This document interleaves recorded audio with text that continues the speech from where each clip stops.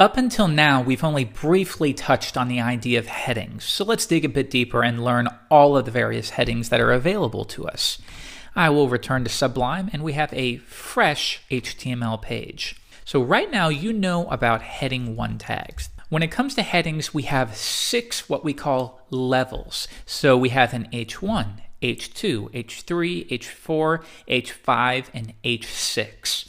So the biggest thing that you need to understand is when to use each of these. And the best way I can explain it is by thinking of importance. So if we think only in terms of SEO, search engine optimization, if you could only tell Google one thing, you would probably want to put it within an H1 tag. So this could be the title of a blog posting because that's the most important thing. So I will rename this my awesome blog posting. And then here, of course, we would have the body of our posting. But surely you'll want to have some subheadings as well, but those won't be quite as important as the title, of course.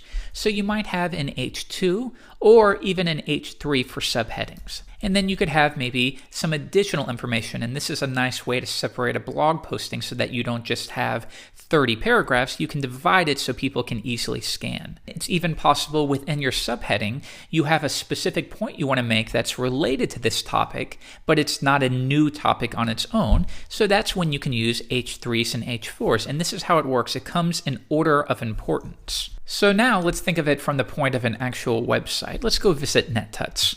Notice here, we have headings. So we have the title, which is NetTuts, but then you have each individual blog posting. So let's see how we can figure out what that is. In Chrome, I can right-click and choose Inspect Element, and this allows me to view the HTML. Notice this little magnifying glass right here. I'm going to click that and now hover over whatever it is that I wish to review. In this case, it's the title. So what we can see here is it's an heading level 1 tag. And you can see he's doing that for each one. So if we want to go down and look at the next one, you can see that the same is being done here, a heading level 1 tag. Okay, well, let's open up this blog posting now and see how this one is. Once again, we have a heading 1 because that's the most important part of the page. And let's come down. Here, we have a subheading, so let's see what that is.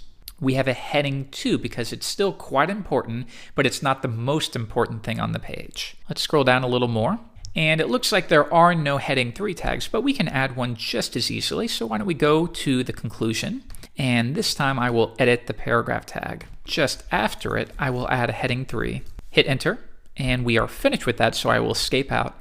And now you can see that it's going to automatically receive any formatting that NetTuts has set up for heading 3 tags. So we have a heading 2 and then a nested heading 3 because this isn't quite as important. We need to specify this whole chunk is our conclusion, but then we have a little bit of extra notes.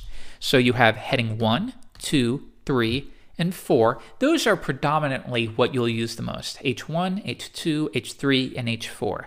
But if you can, try to use H5 and H6 as well because these are very helpful for Google's bots so they can figure out exactly what your postings, what your website is all about.